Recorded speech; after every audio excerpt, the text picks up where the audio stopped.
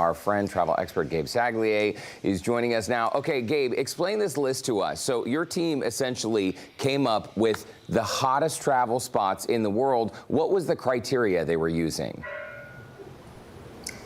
We're setting up an itinerary for you, Derek, for 2025. Perfect. That was the thought process here.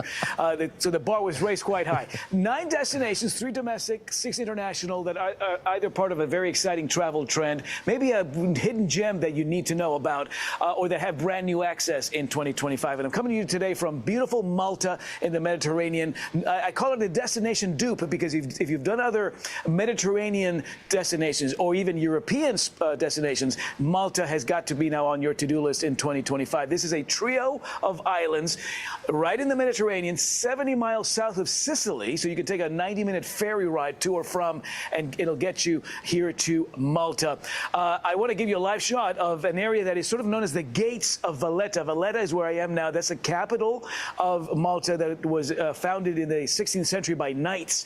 And people are starting to come out and about. This is Fairyland, which is an annual Christmas-themed extravaganza that takes place all month long, does welcome people from all over Europe. Santa will be here throughout the month of December. And this is an area that's also known for just a plethora of these wonderful, exotic, romantic, sexy, historical cities. Mdina, one of my favorites, Derek, which goes back with the history. There was a Phoenician colony in the 8th century BC, and in the 1800s was a nobleman's quarter. Only 250 people live here today. You can only drive in here if you live here. I visited a place called Casa Gorgion, which dates back to the late 1800s, neo-Gothic style. The family's bringing it back to its original glory, meticulous refab here, and it's now a museum that opened just a couple of months ago. Absolutely amazing history that makes this a very desirable destination, I'd say, in 2025. I love that. A bit of history, a bit of culture. Talk to us about the food scene there, Gabe, because I know when you are on the road, if I know anything about you, Gabe, I know you like to have a good meal. Yeah. Follow the taste buds. Follow the taste buds is what I say. All right, so we know about like Mediterranean cuisine, but the way the Maltese do it has really blown me away here in the last couple of days. I want to teach you a word, Derek. Pastizzi.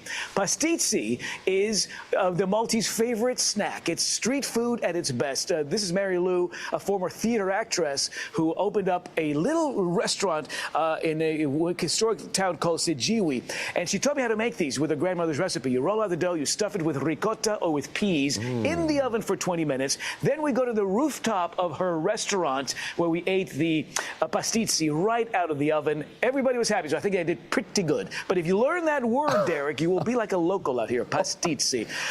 There are 40-plus Michelin restaurants out here. This is me visiting the great little fishing village of Marsa Schlock, a restaurant here that's a Michelin restaurant where we took a red snapper from the sea. They engulfed it in sea salt, put it in the oven for 40 minutes, and 8 of us just feasted. Wonderful octopus, wonderful ceviche at this restaurant as well. But yeah, this is Mediterranean food that thrives on the seafood that is plentiful around here. Rabbit is a staple, beef and pork as well. We ate some fantastic food at another Michelin restaurant called Medina.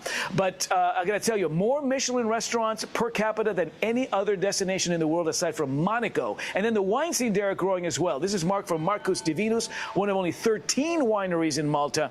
Such personalized, boutique, handcrafted winemaking that most all of the wine stays on Malta. It doesn't even make it outside, except for some spotty, maybe gift shops, wine shops in like London and places like that. You've got to come here, Derek, to taste what I think is some of the best European wine and certainly some of the best Mediterranean food that I've had in a very long time. Gabe, I feel like I am watching video, like a documentary of some celebrity who's just traveling the world, having good food, drinking good wine, and that person is you, Gabe. You are. I'm living vicariously through you right now. Yeah. Thanks, man. I got to say, Dream Beach Media, a couple of Brits who have been out here in Malta for 3 years, loving life, and they do a great job. They followed me around with their cameras, and that's what you get. But wow. It's recon. I had to tell my wife, I'm going out to Malta to do some research, yes, sweetheart. Totally. It's research, and it's a tough assignment. I know you are the man to do this assignment. So, Gabe, you mentioned at the top of this interview that there are 9 different hotspots that your travel zoo experts, yourself included, you came up with this list of must-visits. So what else is on the list? What else are we going to see from you in the coming weeks and months? Okay, a couple that you've got to really check out. Greenland. They've got a brand new airport in the capital of Nuuk, so Americans finally will have access to what is the world's largest island. Some really cool stuff going on in Greenland.